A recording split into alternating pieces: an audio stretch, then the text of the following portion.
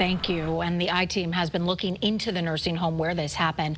Bickford Healthcare Center was cited for violating state law twice last year. Tonight, your consumer investigative reporter Cassidy Williams is here in the studio right now with more on this. Cassidy.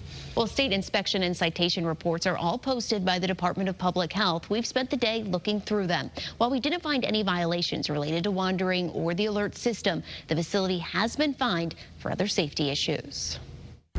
Bickford Healthcare Center was cited by the state twice last year. January 2025, they had to pay more than $6,000 after an investigation found they failed to check the beds didn't have sharp edges. That led to someone cutting their leg requiring stitches.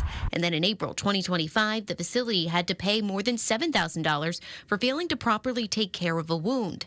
Medicare ranks the center as a one-star facility, saying it is, quote, much below average. At their last federal health inspection, Bickford got 24 health citations, which is more than double the national average. Citations included failed to ensure the residents were protected after an allegation of suspected verbal abuse and failed to ensure the protection of residents following an allegation of resident-to-resident mistreatment.